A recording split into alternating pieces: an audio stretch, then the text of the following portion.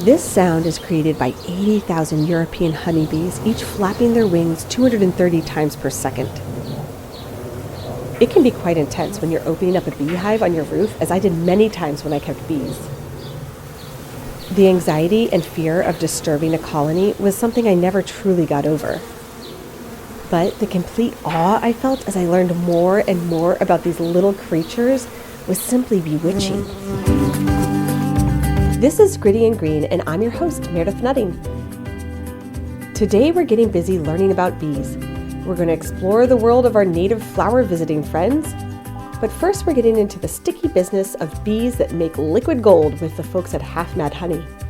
And of course, I'll answer some of your garden questions. But first, a little primer on the only domesticated insect that feeds us, the European honeybee. So let's get growing.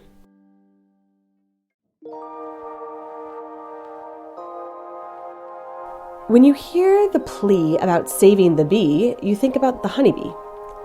But out of the 20,000 species of bees worldwide, less than 800 produce honey. Most bees are actually solitary, and while they eat nectar, they don't store the delicious sweet liquid gold that we drizzle with ease into our tea. But the western honeybee, Apis mellifera, native to Africa, Europe, and Asia, create colonies that work together as a superorganism.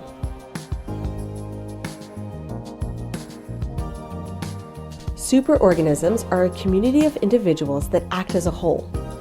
Much like the cells in our body work to keep us alive, ants, coral, and indeed honeybees work together to keep their colony alive.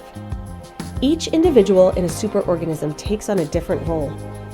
A honeybee hive is comprised of workers, drones, and the queen bee. The majority of the colony, about 80,000 bees, is made up of worker bees. They are the honeybees you see flying from flower to flower. They are all female, though they aren't responsible for reproduction. They are also the smallest bees in the hive, making them the most effective at flying. That comes in handy when gathering pollen, which they collect in little structures called pollen baskets on their legs. In fact, they can carry about 35% of their own body weight in pollen.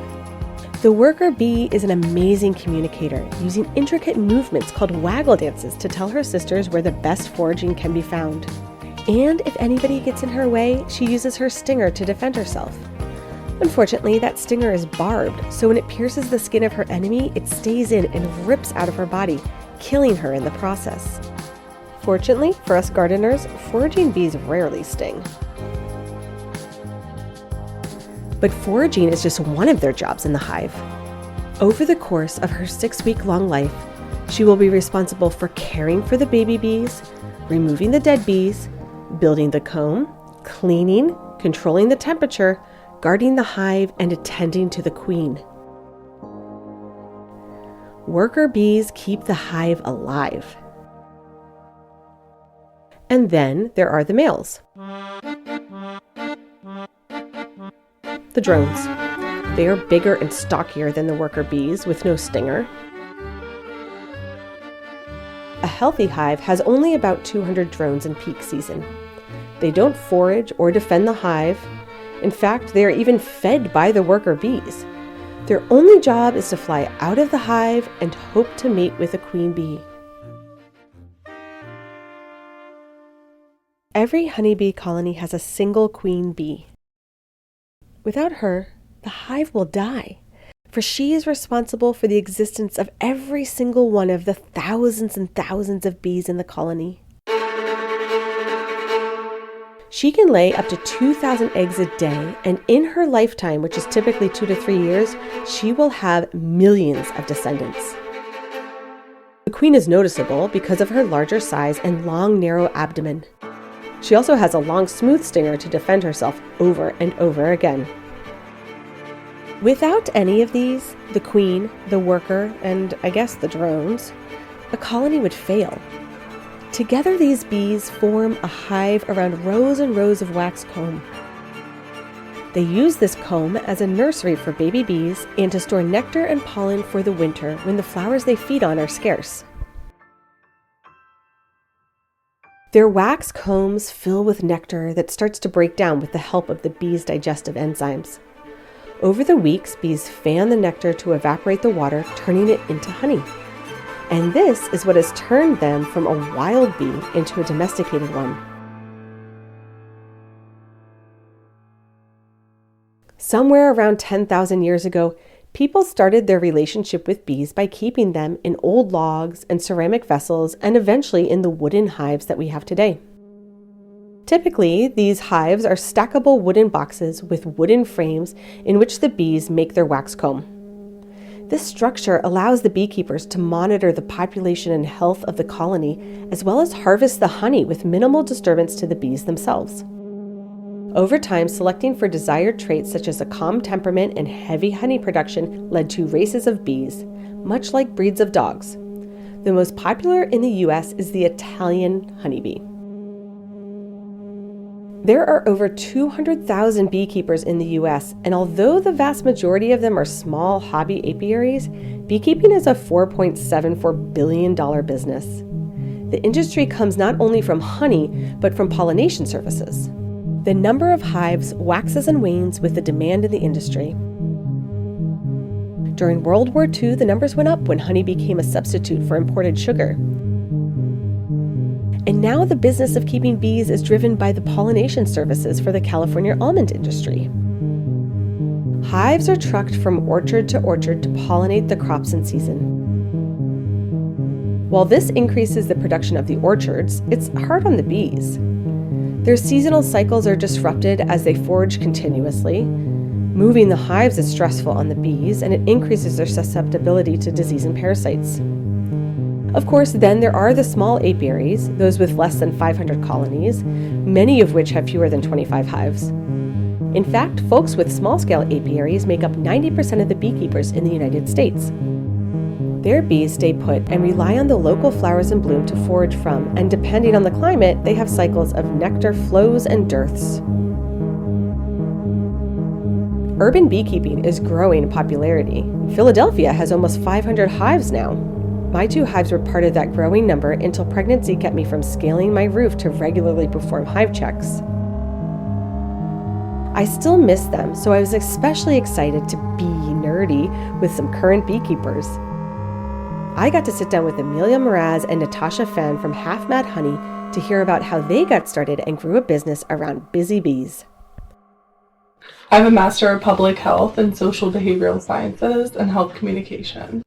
I was taking psychology classes trying to complete my undergrad at Temple University, and I was honestly just really bored of lectures. So I spontaneously signed up for a beekeeping course there, and I was really scared of bees, actually. Being scared of bees is not unusual. Even for folks that don't have full-on apiophobia, a debilitating fear of bees, a buzzing sound of a yellow and black flying insect is just something that makes most people perk up. It's not an innate fear, though. It's a learned behavior, either passed down from others or because an experience like getting stung. Or maybe from watching the 1991 classic film My Girl a little bit too much as a child. In reality, honeybees rarely sting people who aren't digging around in their hives, and out of those stings, only 1% cause anaphylactic shock.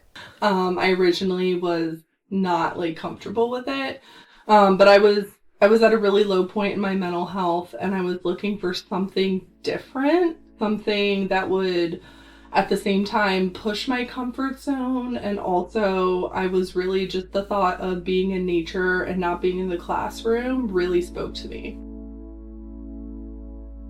The first time I opened the hive with my beekeeping mentor, Vince Aloyo, and I was always remember I was a little bit at a distance, and I didn't actually hold the frames that much.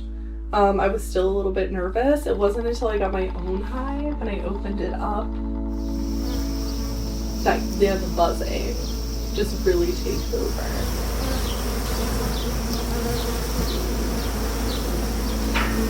It's a very sensory experience, but I was terrified at first. I was really scared. Yeah, the first time I was with her, and I have no idea what a beehive is. I've never seen one. And then they were just square boxes because I imagined them to be the little poop emoji thing basket. That's Natasha Finn, the other half of Half Mad Honey. But at the time, she was a chef on a dating site.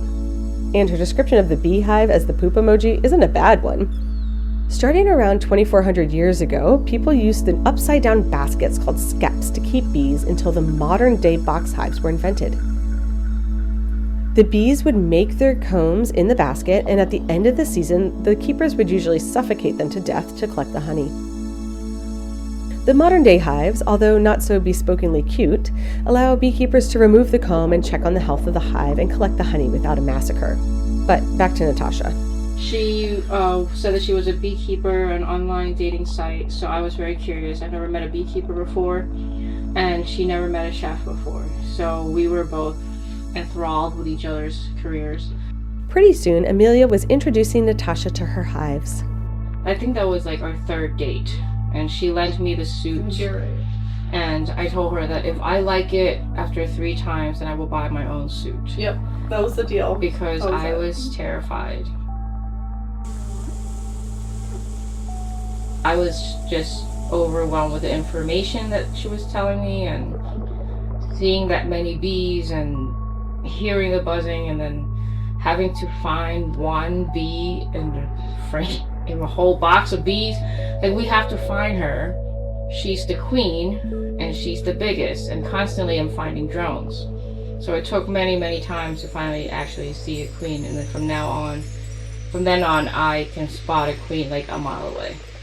It's my thing now. I find queens everywhere. She's really good at it. She is.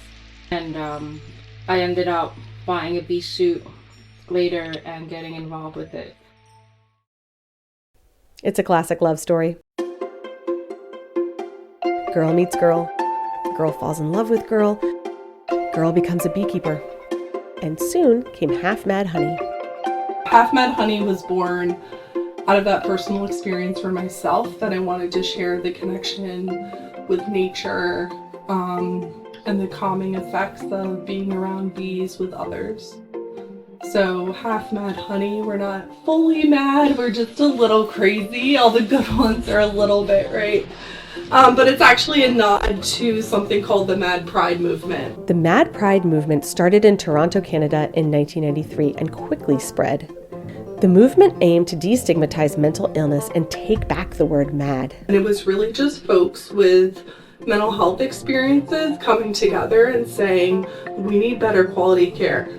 And this is something that should not be stigmatized, right? Like, this is a natural, like, human experience. So Half Mad Honey is a nod to just creating safe spaces for folks with mental health experiences to just be themselves. So that's where the name came from, and partially our mission.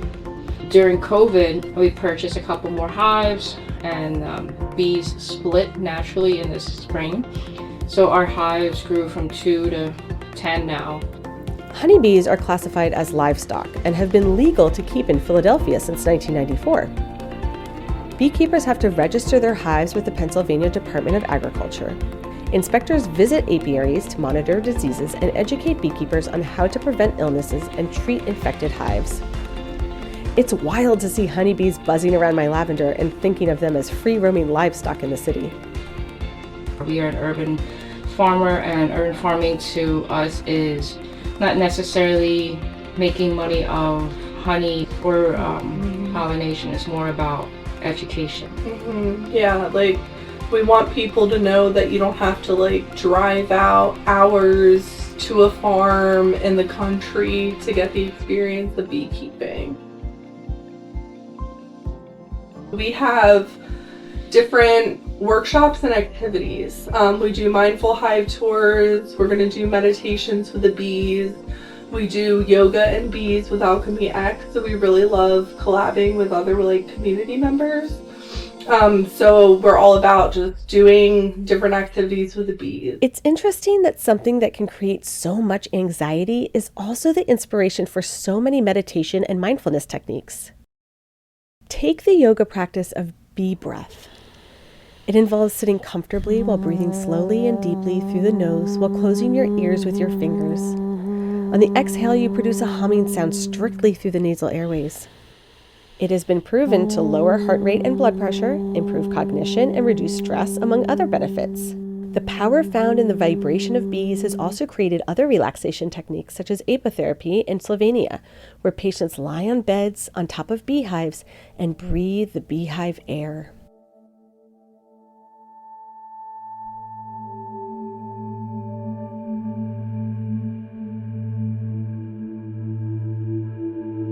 So we bring mindfulness into this.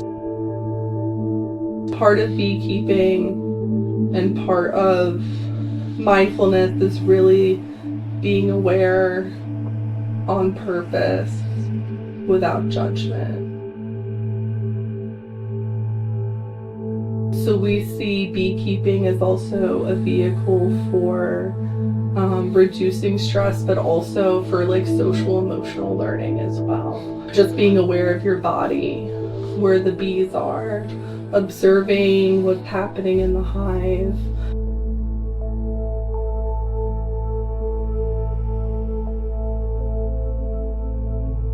It's really hard to just focus on anything else when you're in the apiary, right? So it just like really gives you that safe space to just be in the present and practice mindfulness. That in itself has positive mental health benefits like stress reduction, reducing anxiety, as well as other physical benefits too. Any visitor to the hives goes through a grounding exercise at the beginning to calm nerves. Even if you don't feel outwardly anxious, our body has a way of telling on us by releasing chemicals called pheromones. Bees can detect these and react, especially when the pheromones are linked to stressors like hunger or aggression, and this puts the guard bees on high alert. When we're stressed out, our sympathetic nervous system is activated. We're ready to fight the bear in the forest, even if it's just annoyed about the person in traffic in front of us or thinking about like all the grocery shopping we have to do. Like it can still activate our sympathetic nervous system, right? Similar to fight or flight or stress. And bees, picking up on that, allow us to take the time to ground ourselves, to regulate that breath, which helps regulate our blood flow, which helps activate our calming response, which is the parasympathetic nervous system. So we see bees as an opportunity for us to practice distress tolerance, getting to that stress point, and then calming ourselves down, which we can use anywhere in life. And what kind of response have you had from folks? We talked a little bit about people being afraid, but yeah, that's one of my favorites. We would have like girls bring their boyfriends, super like buff, really big dudes. I'm 5'10", they're like 6'5". Did not tell them where they were going. Total surprise. And they come and they're just like freaked out. And I'm like, can you lift, bro? But can you like lift the bees? And they're like, no.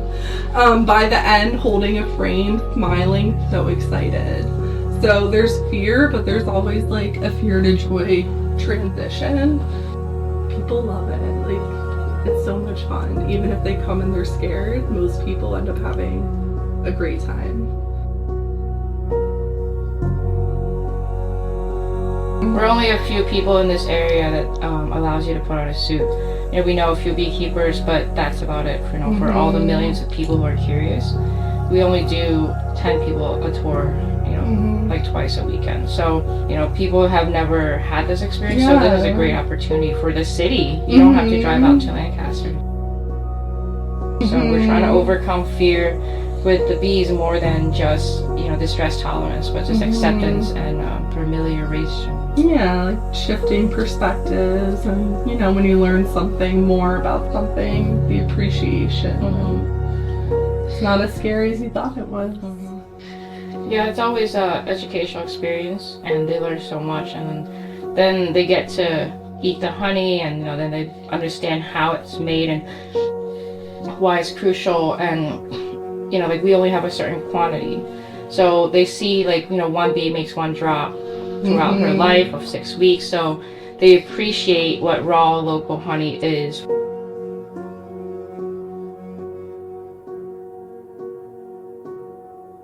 Let's just break this down a little bit. Let's say a hive at its peak population for the season has about 80,000 bees, and a third of those are foragers. Some of those bees get water, some get pollen, some get plant resin, and some get nectar. Nectar is the key to honey. A single nectar forager will leave her hive flying up to 3 miles looking for flowers.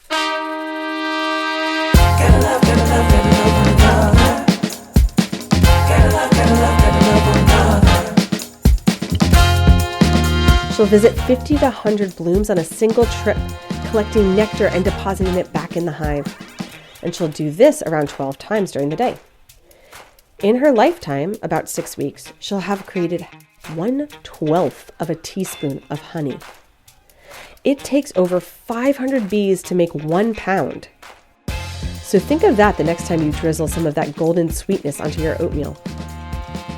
Bees are the only insect that produces food for people, and getting it local just enhances that connection with nature through one more sense: taste.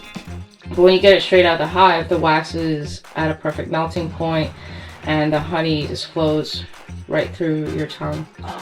I was just gonna say, if you've ever wondered what sunshine and rainbows and springtime tasted like, that's exactly what honey straight from the frame tastes like. And I feel like you can taste some of that vibration, that like vibrational energy from it as well. And every season it's different depending on the bloom. So every time we have a honey tasting, it's different for us. Like we take it from different hives, bees go at different locations, and then whatever is available that year versus last year.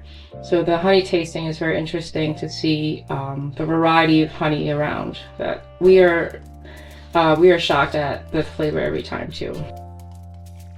The flavor of honey is very dependent on what is in bloom. The early spring clover honey is a golden yellow with a light sweet taste. And later in the summer, when the English ivy is in bloom, the honey is a deep, almost brown and caramel in flavor. If you're tasting local honey, you are tasting the natural seasonal changes in your area. And it's not just the honey. And the color of the pollens. We get like vibrant blue, neon yellows, we get oranges, green, reds. So whatever is around, and you'll see if it's more orange or more red, depending on the season. Obviously, bees aren't gathering all of this for our consumption. It's really for them. Nectar, sugar source, comes from the flowers. Pollen also, if you want to be more specific. It's a cheeseburger. Okay, there you go. Nectar is your milkshake. And who doesn't love cheeseburger milkshake? Bees need both carbohydrates and protein to survive.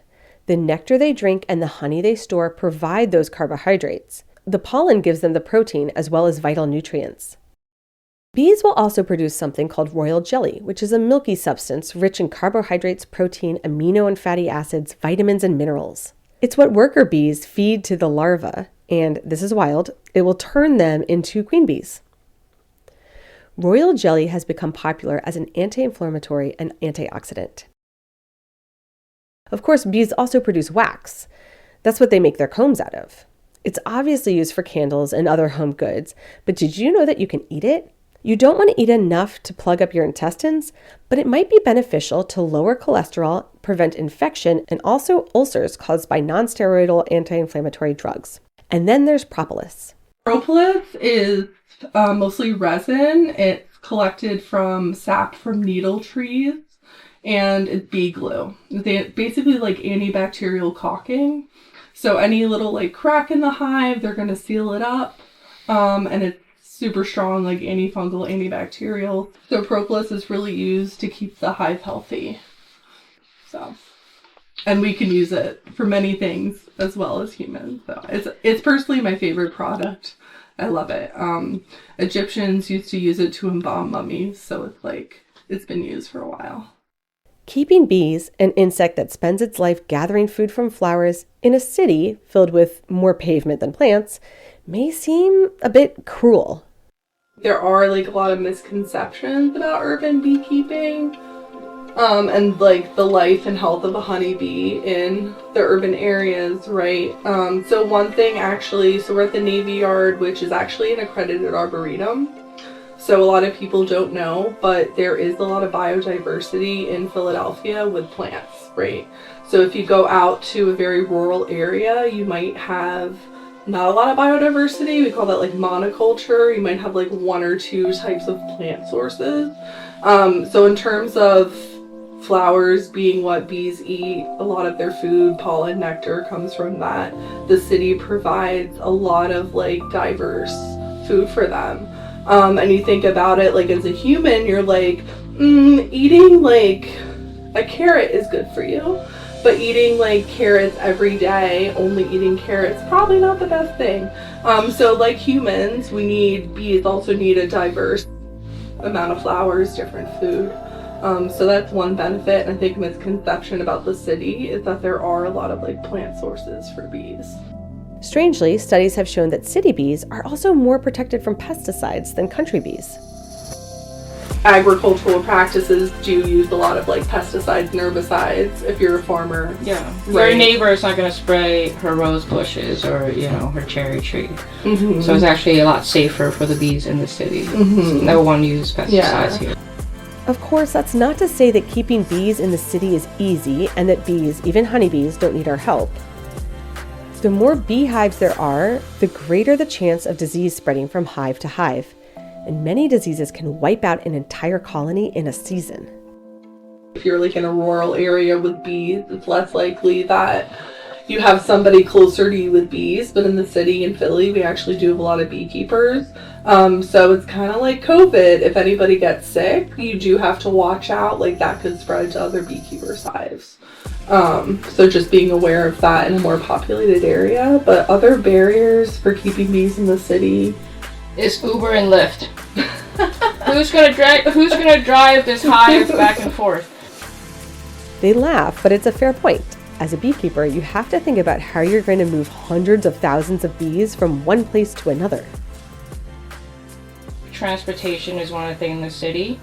Like you need to have a reliable source that can transport beehives. Like we went to get a hive off somebody's roof. Like that was crazy, going down a spiral staircase, carrying a 100-pound frame. I was like, I wanted to kill myself. Never again will we get free bees off a roof. It's never free. And she was like, it's free and they're very active. I'm like, that's wonderful. We're all gonna die. Everyone in that house just stayed in the rooms for like 30 minutes. And waited for us to weep as we climbed down the stairs. We heard people like yelling down the street. So that was really fun in the city to move a hive. Right, and you wouldn't be able to get anybody else to do that. They have to have the bee suit, they have to have experience. Mm-hmm. So maybe if you were a farming company, like Harvey's Bees, moving a hive for them, they have all the equipment and the guys and the stuff for it. But us, we're just two little women driving an SUV carrying hundreds of pounds of bees. Rescuing swarming bees from not so ideal places is a win for the homeowners, the bees, and the beekeepers. It's a pretty tough job, but working with a swarm of bees is surprisingly not as scary as you'd think. It is kind of scary to see like a crazy amount of like maybe 80,000 bees all going around in the sky, and they're usually pretty loud when they're getting ready to swarm. So it can be pretty scary, and people think they're gonna sting you. But that is like a major misconception. That's actually the most docile state, so it's really just bees looking for a new home. It's just a very natural, like birds and the bees in the spring, looking for a new home. What should people do if they do see a swarm of bees? Just let them do their thing. I mean, they might be active, let them land, call a local beekeeper to have them. Don't spray them, don't exterminate them. Again, they're very docile. Before they leave, they gorge on a bunch of honey, so it's kind of like picturing a whole group of people being really fat and really tired. They just like used a bunch of energy, so they're the least likely to sting you. And they actually starve their queen before they leave. So she loses weight, so she's a better flyer. Rude. which is like very They can eat all they want, but she cannot. But the point is, a lot goes into them finding a new home, and that is what they're focused on, and they are not focused on us. So swarms are very, very gentle. It's nothing to be scared of. Let them land, take a picture, enjoy it. Call your local beekeeper to have them removed. Don't exterminate. Relocate. A box of bees to start up a hive can run about $300, and it takes a while to get the colony up and running. Many beekeepers are happy to take free bees. Of course, you don't have to have swarming bees in your attic to help out your local beekeeper. Supporting your local apiary beekeepers, you're supporting your local bees.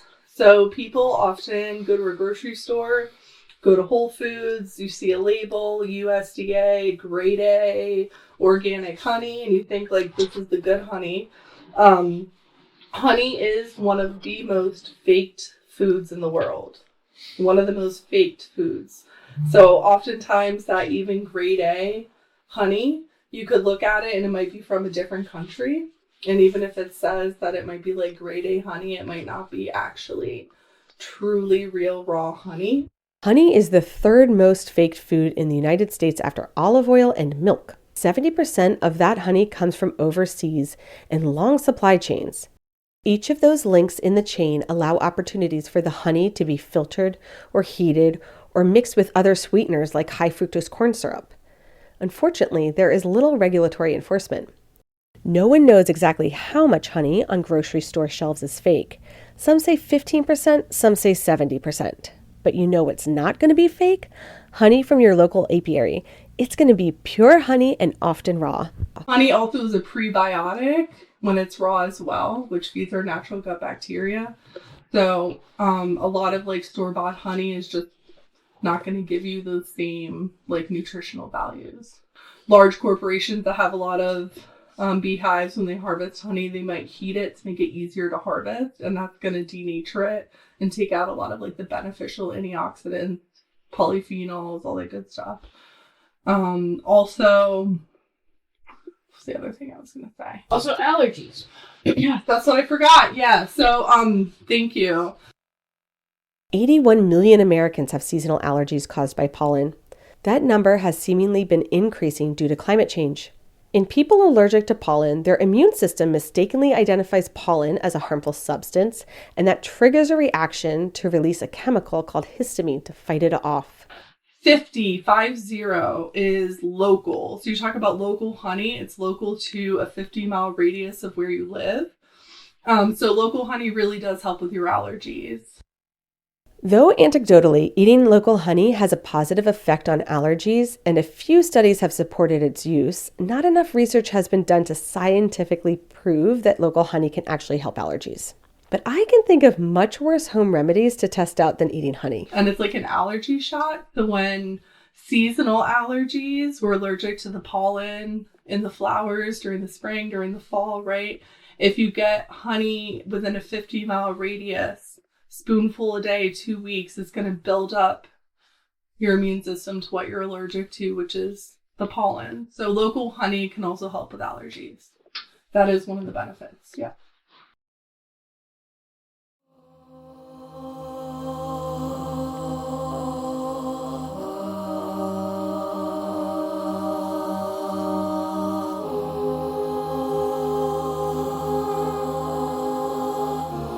With the benefits of beekeeping, from all the products they produce, to helping pollinate our garden vegetables, to providing therapy, both physical and psychological, it's no wonder why people have been keeping them for 10,000 years.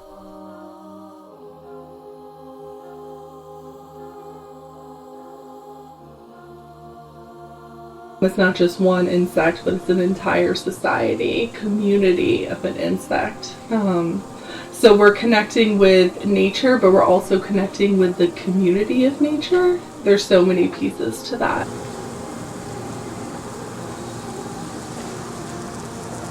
For me, beekeeping is really a sensory practice. So we're connecting and really immersing ourselves in the present, in the sensory aspects of the hive, like the textures of the frame, the sounds of the buzzing, the smell of the honey, The feeling, you can feel the air. It's like a little fan. All of the bees with their wings, you can feel the air on your skin. So I think it's just such a visceral sensory connection to nature.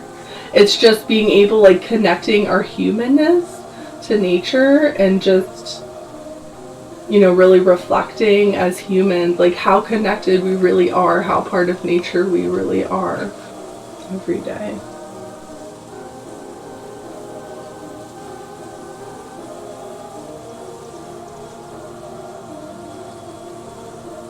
That was Amelia Mraz and Natasha Fenn with Half Mad Honey.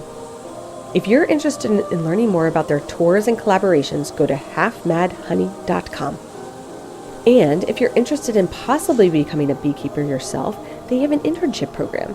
It gives you some very important hands-on learning on what it takes to care for a hive of your own throughout the seasons. I'll put some additional links about keeping bees in the city in the show notes.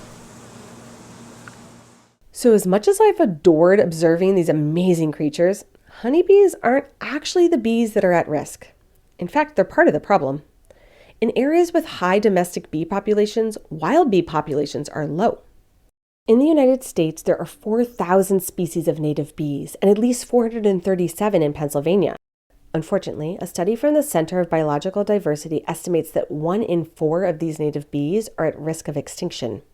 That doesn't include the European honeybee, but the fact that they are responsible for pollinating 1/3 of the food we eat has shifted focus away from the plight of the wild bees. While all the bees share some threats like pesticides and illness, in the competition for food, domestic bees beat out wild bees. So let's take a look at some of these amazing native bees.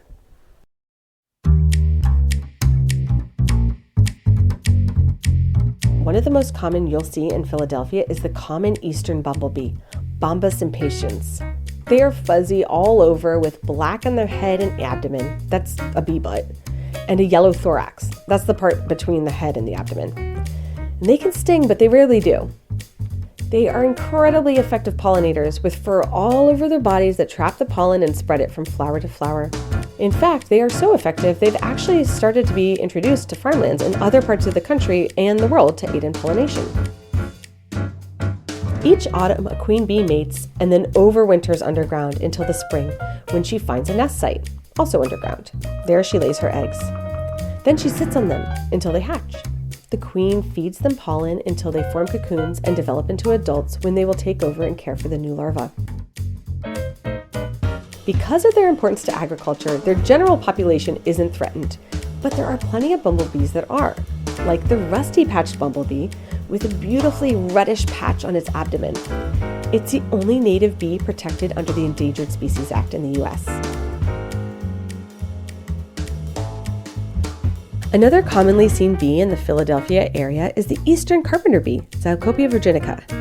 They're bigger than bumblebees with a shiny abdomen. They feed on nectar from a variety of flowers.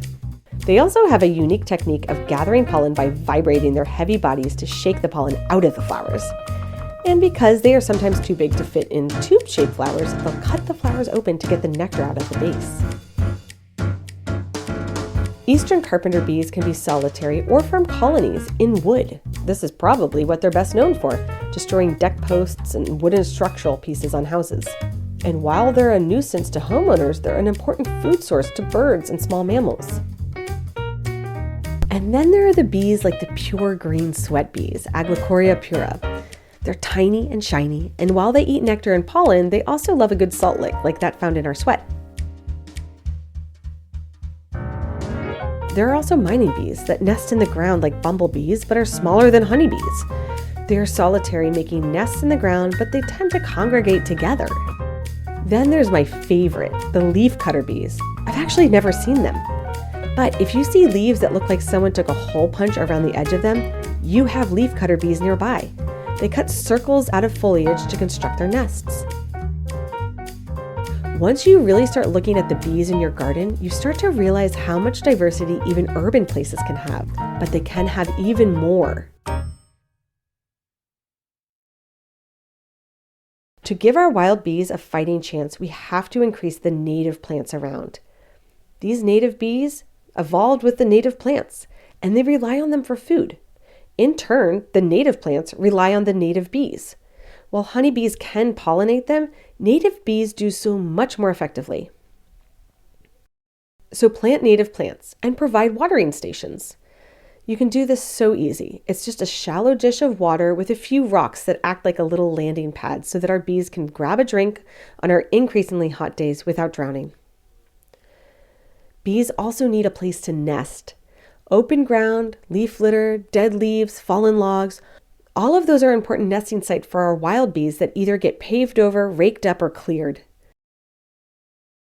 Reducing pesticides use is also important. That can be through buying organic produce, which limits the pesticide used to produce our food. But also pay attention to what you're doing around your garden, particularly if you have plants pollinators visit. Don't assume that safer insecticides like neem oil are safe for bees.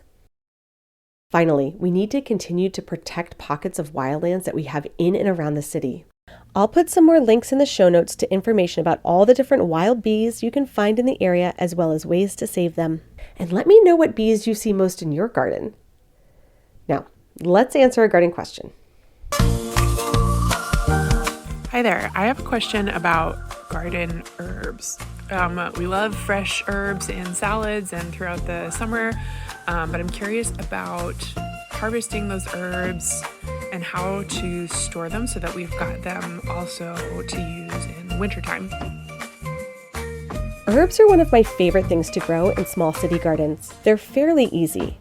Most of the aromatic herbs we grow, like rosemary and thyme, love full sun and hot days. To harvest herbs, you want to wait until the plant is growing well and putting out new stems and leaves continuously.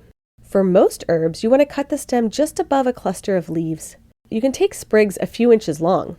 Cutting them above the leaves like that stimulates the plant to produce more stems with more leaves.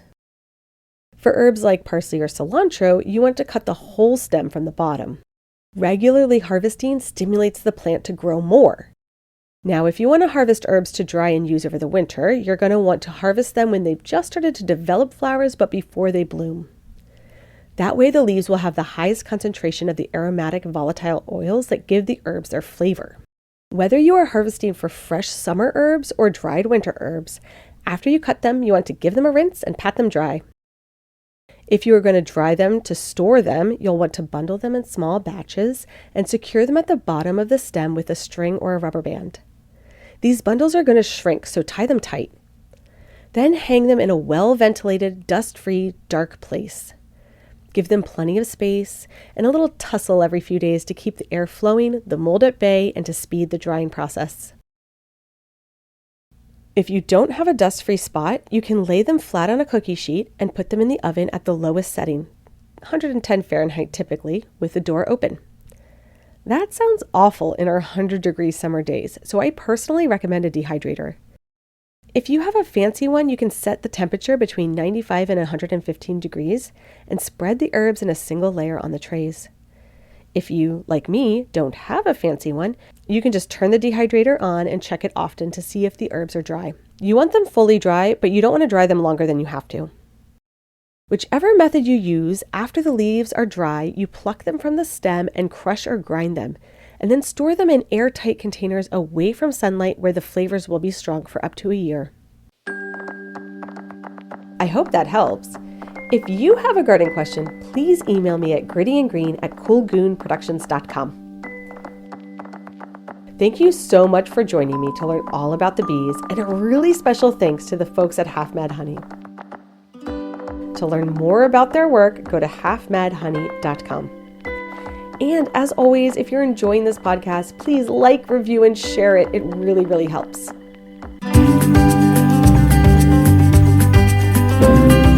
Gritty and Green is presented by Green Philly in collaboration with Cool Goon Productions.